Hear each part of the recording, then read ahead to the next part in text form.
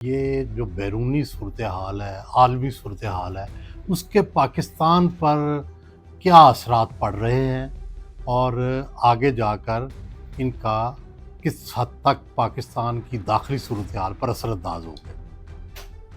سب سے پہلے تو اب تک کی اگر عالمی صورتحال کا جائزہ لیں تو بظاہر تو یہ لگ رہا ہے کہ یہ جنگ لمبی چلے گی، لیکن میرا یہ خیال ہے کہ یہ جنگ لمبی چل نہیں سکتی، کیونکہ امریکہ اور یورپ اور اسی طرح عرب کے اندر ایک ایک دن جو ہے یہ مشکل ترین ہو رہا ہے۔ اس سے مہنگائی بڑھ رہی ہے، اس سے لوگوں میں ٹینشن بڑھ رہی ہے، اس سے اوورآل اقتصادی کساد بازاری پیدا ہو رہی ہے، اور امریکہ کو اور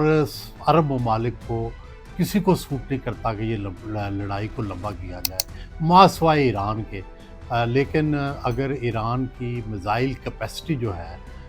لانچر کی، خاص کر اگر میزائل ہوں بھی اور لانچر نہ ہوں اور اس پر کوئی فیٹل وار ہو جائے تو پھر شاید یہ لڑائی جو ہے یہ محدود ہو سکتی ہے، اور پھر راستے جو ہیں وہ کھل سکتے ہیں، اور اگر راستے کھل گئے تو بہت سارے حالات جو ہیں وہ نارمل ہو جائیں گے۔ اب آتے ہیں کہ اس جو صورتحال ہے اس میں پاکستان کہاں کھڑا ہے۔ تو پچھلے 3 سال میں پاکستان پر کوئی بیرونی دباؤ نہیں تھا،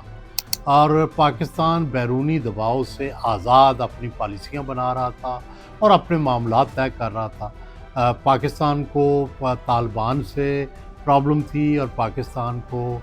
بلوچستان سے پرابلم تھی، اور اس میں دنیا میں بظاہر اگر کوئی خفیہ طور پہ بھارت یا کوئی اسرائیل امداد بھی کر رہے تھے تو ظاہری کرنے کو تیار نہیں تھے، یا افغانستان۔ لیکن اب کی جو صورتحال ہے، معیشت پہلی دفعہ پاکستان کی چیلنج ہوئی ہے، کیونکہ دنیا بھر کی معیشت جو ہے وہ چیلنج ہوئی ہے،